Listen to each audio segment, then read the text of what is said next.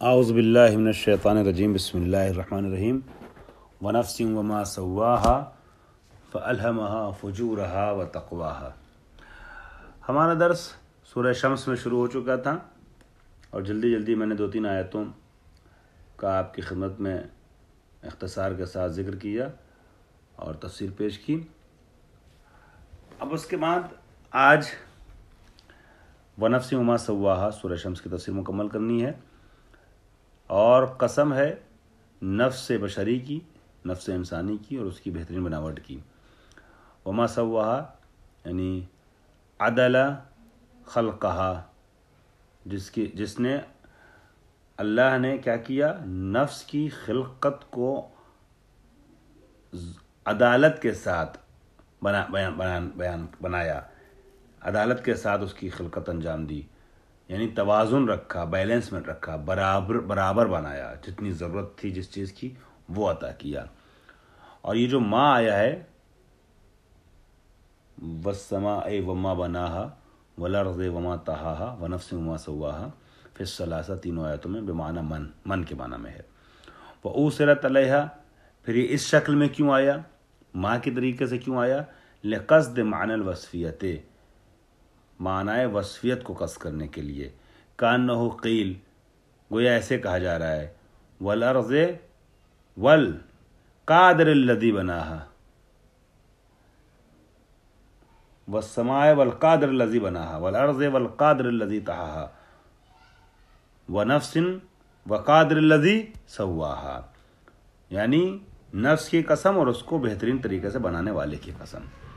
فَأَلْهَمَهَا فُجُورَهَا وَتَقْوَاهَا، البتہ اس ماں کے سلسلے میں اور بھی احتمالات دیے گئے ہیں، ماں مصدریہ ہے یا کیا ہے، اس طرح کی باتیں بھی کی گئی ہیں، لیکن یہاں جو نظریہ صاحب کتاب نے بیان کیا ہے وہ یہ ہے کہ یہ جو ہے وہ معنی وصفیہ رکھتا ہے، ماں جو ہے وہ من کے معنی میں استعمال ہوا ہے، اور والقادر الذی بناها اس طریقے سے اس کی توجیہ ہو جائے گی۔ فَأَلْهَمَهَا فُجُورَهَا وَتَقْوَاهَا، اگلی آیت میں ارشاد ہوتا ہے کہ اللہ تعالیٰ نے فجور اور تقویٰ دونوں کا الہام کر دیا ہے نفس بشری کے اندر۔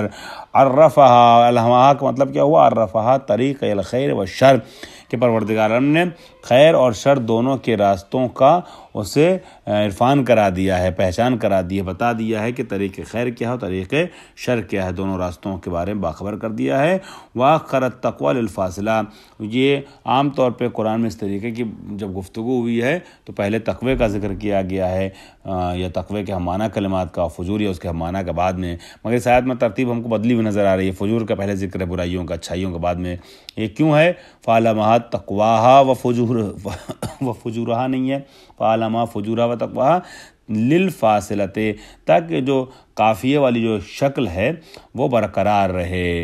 یہ ہے طحاها الف کے ساتھ ہے، سواها الف کے ساتھ ہے، بعد میں زکاها الف کے ساتھ ہے، دساها الف کے ساتھ ہے۔ اب فجورها اگر بعد میں آتا تو وہ وزن نہ رہ جاتا، وہ خوبصورتی نہ رہتی، بلاغت یعنی قرآن کا جو ایک حسن ہے، حسن ظاہری، اس پہ تھوڑا فرق پڑ سکتا تھا اگر یہ کہا جاتا فَأَلْهَمَهَا تَقْوَاهَا وَفُجُورَهَا، یہ زیادہ بہتر ہے، فَأَلْهَمَهَا فُجُورَهَا وَتَقْوَاهَا، اس فواصل کی وجہ اس کو مد نظر رکھتے ہوئے۔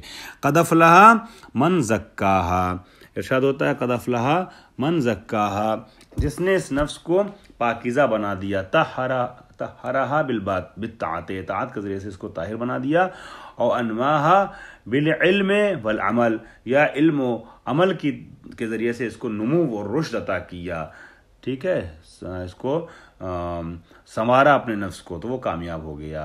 وقد خاب من دساها، خواب نہیں خسرا، خسران میں رہا، نقصان میں رہا وہ کہ جس نے اس نفس کو گناہوں میں ملوث کر دیا۔ اخفاها بالمعصیت، اس کو چھپا دیا معصیت کے ذریعے سے، یعنی ڈھانپ دیا معصیت کے پردوں میں، اس کو گناہوں کے پردوں میں سے اس کو۔ اور بہا وبالجہل، یہ انسان بھی گھاٹے میں رہا کہ جس نے معصیت اور جہالت سے اس نفس کو ملوث کر دیا۔ کذبت ثمود بطغواها بسبب طغیانها، طغواها یعنی بسبب طغیانها، سمود نے تکذیب کی، کس کے ذریعے سے، اپنی طغیانیت کے ذریعے سے تکذیب کی، یعنی جو کرنا چاہیے تھا وہ نہ کیا اور سرکشی کی، ٹھیک ہے۔ اذ انبعث حین انتدب ظرف کذبت، اور ان میں سے جو اشقاہا جو شقی ترین افراد تھا وہ اٹھا، ٹھیک ہے، اور اس نے تکذیب کی. کس طریقے سے وہ مبعوث ہوا، یعنی اٹھا اور ابھرا اور آگے آیا اور اس نے تکذیب کی نبی کی. پہلے یہ عرض کر دوں کہ کس نے تکذیب کی. اشقا یعنی اشقا سمود قدار بن صالف. مفسرین نے تحریر کیا ہے، صاحب مجموع البیان نے اور صاحب تفسیر نمونہ نے، صاحب تفسیر المیزان وغیرہ میں. میری جو نظر سے گزرا وہ ان لوگوں نے قدار بن صالف کا ذکر کیا ہے. یہ عاقر الناقہ تھا، یعنی ناقہ کو کاٹنے والا، ناقہ کی ٹانگیں کاٹنے والا، یا ناقہ کی جڑ کاٹنے والا، مطلب ناقہ کو قتل کرنے والا ناقہ ہے جناب صالح کو، جسے قرآن نے ناقۃ اللہ سے تعبیر کیا ہے. اس کو قتل کرنے والا جو انسان تھا اس کا نام قدار بن صالف تھا.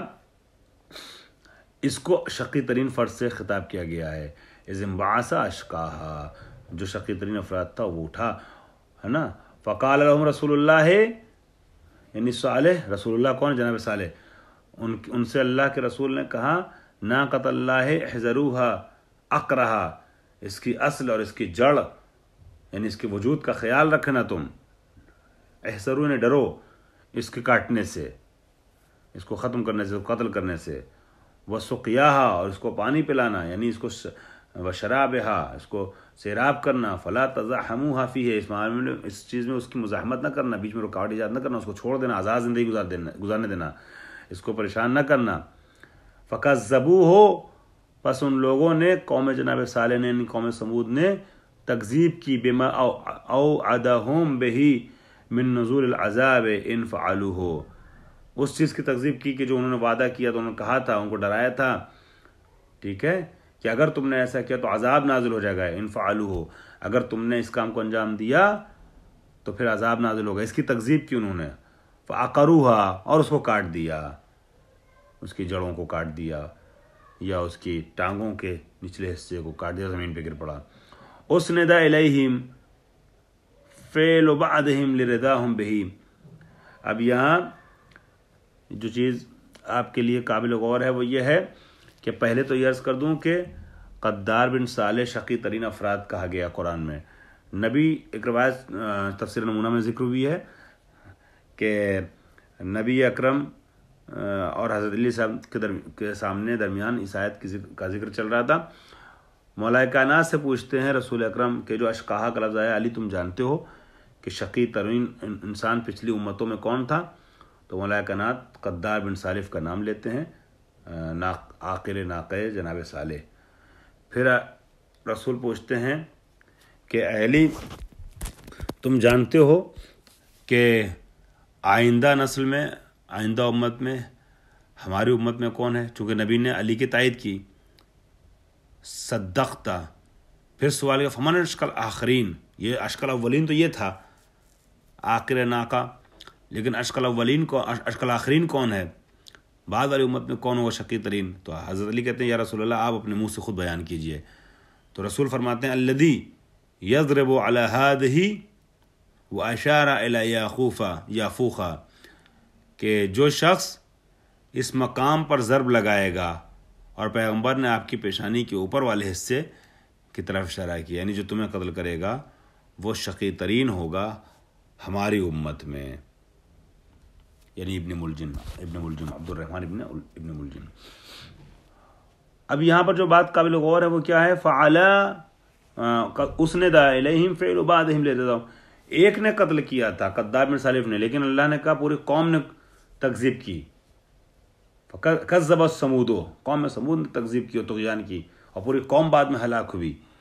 ایک آدمی، کیوں؟ اس لیے کہ یہ سارے افراد فاعل نہیں تھے مگر اس فعل قبیح پر راضی تھے. تو فعل قبیح کرنے والے پر راضی رہنا بھی فعل قبیح کرنے والے کی طریقے سے ہے. الراضی علی فعل القبیح کالفاعل. خوب فدمدما یعنی اتبقا، یعنی پورا ایک دم احاطہ کر لیا، تطبیق اطباق کر لیا، یعنی گھیر لیا اللہ کے عذاب نے. فدمدم علیہم ربہم، اللہ نے ان کے اوپر مسلط کر دیا اپنے عذاب کو. بذنبہم، ایک پھونک ماری، ایک عذاب نازل کیا. فسواہا، ابھی عذاب کیسے آتا ہے؟ عذاب کا دمدمہ جو ہوا یہ کیسے ہوا دمدمہ عذاب؟ یعنی اللہ نے جو عذاب کی ہوا چلائی ان کے اوپر، وہ کیسے؟ فسواہا، اس کو برابر کر دیا، اے الدمدمہ علیہم، ان کے اوپر دمدمہ برابر سے پھینکا۔ اب اس کا مفہوم اور واضح ہوگا کہ ایک زلزلہ آیا تھا، اے امہم بہا، یعنی عمومیت اختیار کر لی اس دمدمہ ربانی نے، یعنی عذاب الہی کے آنے نے سب کو اپنے احاطے میں لے لیا۔ فلم یفلت احد منہم احد، ان میں سے ایک بھی بچ نہ سکا، غائب نہ ہو سکا۔ یہ افول جو ہے وہ غائب ہونے کو کہتے ہیں، اور آپ نے پڑھا ہوگا سورہ انعام کی آیت نمبر 76 میں آیا ہے، فلما رأى الشمس بازغا قال هذا ربي فلما افلت قال لا احب الافلين۔ سورج کو دیکھ ابراہیم نے کہا یہ ہمارا وہ ہے، رب ہے، لیکن جب ڈوب گیا تو کہا ہم ڈوبنے والوں کو، غائب ہونے والوں کو پسند نہیں کرتے۔ تو کوئی غائب نہ ہو سکا، نہیں عذاب الہی سے بچ نہ سکا۔ اور سمود بالہلاک، یہ مراد جو ہے وہ پوری یہ ہے کہ پوری قوم سمود کو جو ہے وہ اللہ کے دمدمے ربانی نے گھیر لیا ہلاک کرتے ہوئے۔ خوب ہوا کیا تھا کہ اللہ نے ایک ایسی ہوا چلائی، ایک ایسا جھونکا آیا صاعقہ اور بجلی کے طریقے سے کہ پورا زلزلے سے مواجہ ہوئی زمین، اور ان کے جو مکانات تھے، ان کے جو گھر تھے نا، وہ سب ان کے اوپر گر پڑے، اور ان کے وہ زمین ان کے لیے قبر بن گئی، اور پورا وجود ہی ختم ہو گیا، نام و نشان ایسے لوگوں کا ختم ہو گیا جن لوگوں نے انبیاء۔ اب آپ دیکھیے گا کہ ناقے کو قتل کیا تھا، تو اونٹ کو، جانور کو قتل کرنا کون سی بڑی بات ہے؟ مگر معاملہ یہاں جانور کا نہیں، معاملہ ناقے کا نہیں، معاملہ حکم نبی کی مخالفت کا ہے۔ نبی نے کہا تھا اس کا خیال رکھنا، ان لوگوں نے اس کی مخالفت کی، اللہ نے عذاب نازل کیا۔ البتہ اور بھی مسلسل ان کے گناہ چل رہے تھے، یہ کے بعد دیگر سرکشیاں، لیکن اصل جو جس کا ذکر قرآن نے کیا کہ جو کھلم مخالفت کا اظہار تھا نبی کی، وہ ناقہ صالح کو قتل کرنا، جس کے بعد یہ عذاب آیا ہے۔ تو بات ناقے و جانور کی نہیں ہے، بات یہ ہے کہ اللہ کا نبی جس چیز سے روکے، اگر اس کا ارتکاب کرتی ہے قوم، تو پوری قوم عذاب کا شکار ہو جاتی ہے۔ ولا يخاف عقباها، ولا يخاف تعالی عقباها، اللہ کو اس کے نتیجے سے کوئی خوف نہیں آتا ہے۔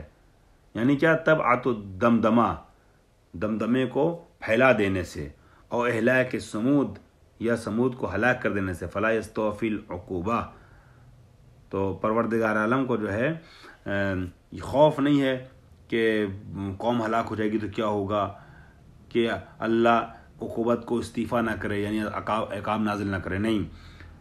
تم اگر سرکشی پر آمادہ رہو گے اور حکم پروردگار کی مخالفت کرو گے تو پروردگار عالم کی طرف سے عذاب آئے گا۔